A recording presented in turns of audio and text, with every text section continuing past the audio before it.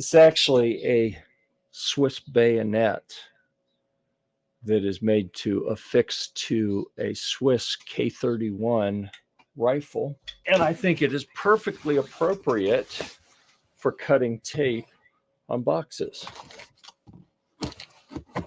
Although maybe not as sharp as the other one. There we go. Got to keep things interesting here. All right.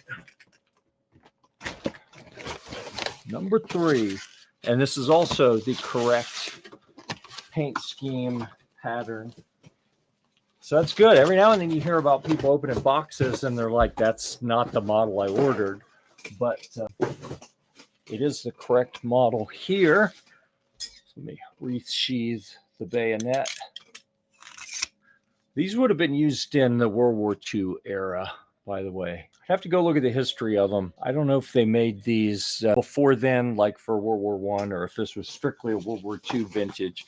I used to be a gun collector that focused on World War II firearms. I still have a few, but I've kind of gotten out of that. All right, so Allen wrenches.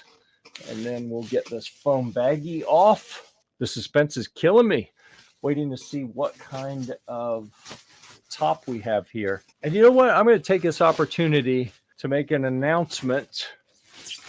I'm going to give one of these away. I don't know how yet.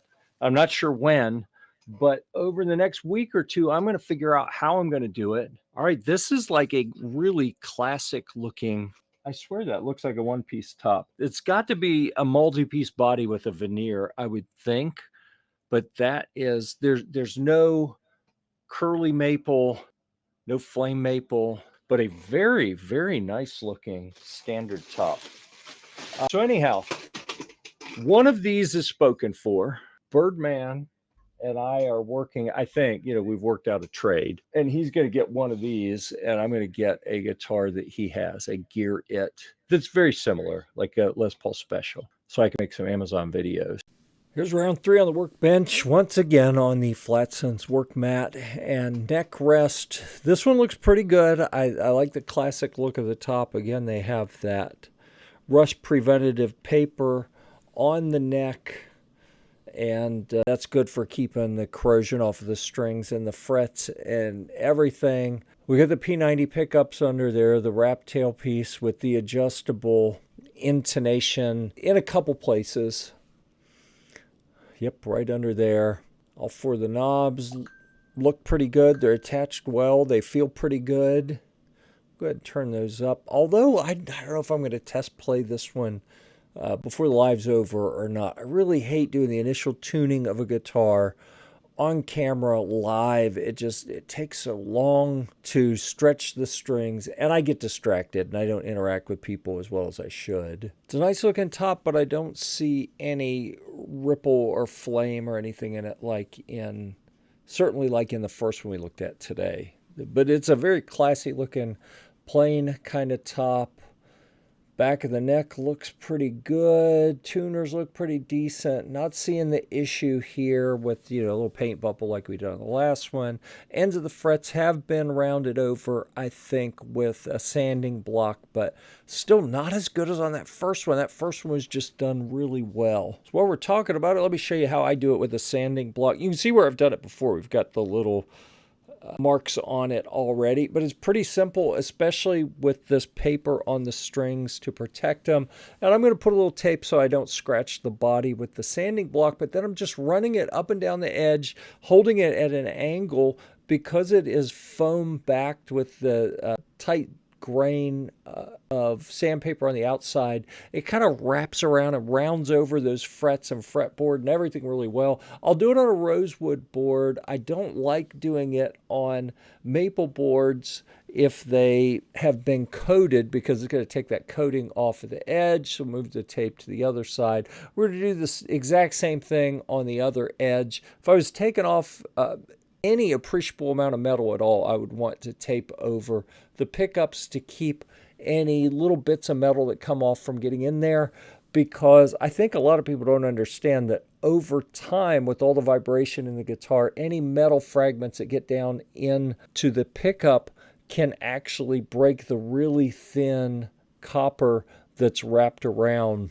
the bobbins and can actually destroy the electrical side of the pickup. So you do really want to be careful if you're taking off any, bits of metal, that you don't let it get down in there around the pickups. See, I thought we were just going to unbox some guitars, and I actually revealed 2 giveaways.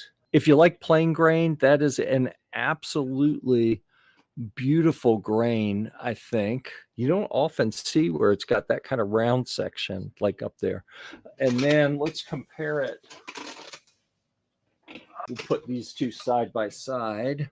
So number 1 here, you can see it's got some of that flame maple or waviness to it, as well as the regular grain, versus just regular grain with no waviness. So I think that really kind of comes down to what your preference is. To me, this is by far the most interesting, with the depth and waviness that you see from some of those kind of horizontal. Man, that has got some real 3D depth to it. All right. So let's see, anything else we should talk about or do? Why don't we do this? I'm going to put that number 3 out of the way, and let's grab the power supply. All right, I got the little power supply plugged in. So now we will insert that in the back of the AG10S from Aroma. So for this demonstration, I'm going to plug my little Flatsen's 2.4 gigahertz wireless transmitter in there, or receiver rather. The transmitter is here. I'm just gonna do number 1. Actually, I want to set that aside until I finish tuning it. We'll tune it real quick. We'll do a quick listen. I'm stretching strings here, by the way. This is the first thing I do before I tune a guitar for the first time. I'll show you what I'm doing. I'm getting my finger just under the string and very gently pulling it up away from the fretboard. So I'm stretching it a little bit, and I'm starting at the bottom and going all the way up with it, so that hopefully the strings don't stretch too bad when I start tuning and playing. Yeah, I had this tuned to the low string, tuned to E. I'm just going to do E standard in this. And after stretching the string, it was on B. So it lost quite a bit of tension. So that's why we stretch them ahead of time, because they're going to stretch, and then you're just going to have to retune. So I find it easier to kind of pre-stretch them. I know some people like to play them in, like instead of stretching them, they're like, I'll just play it and retune it and play it and retune it. I'm actually doing that on a different guitar, but that one is special because it has a little computer board in it and mechanized tuners. Let's see, I'm going past the G here because I'm talking. It's one of the Gibson robot guitars. So I did not stretch those strings in. I'm playing it for a little bit because I want it to go out of tune. So then I can shoot a new video where I say, like the one I posted this morning, I needed it to be out of tune so I could post a video showing how the robot tuners work. So I did not want to stretch those strings in. I want it to go out of tune so that I can demonstrate how the robot tuning system works. All right, we are pretty close. This is not perfect, but the little Donner clip-on tuner did a good job. The President 187 just subscribed. That is amazing. I didn't even know we could get a graphic like this on the screen. So that's like a double bonus. Pardon the phone bracket in front of me, but you can see what we're doing here. We have the Flatsense transmitter. And where did I put the other side of that? Here it is. All right, so I'm going to turn the other side on. And that's linked, so I'll plug it into this guitar. Our tone and volumes are all up, and we're on the neck pickup. All right, gain is straight up. Both of our EQs are straight up. Volume may be a little loud. And we're picking all this up on my little condenser mic that is right here. So it's literally sitting right beside the amp.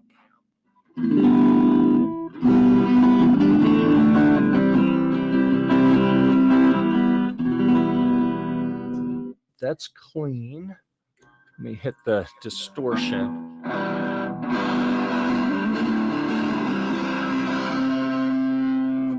can get to where you can actually see me doing anything here.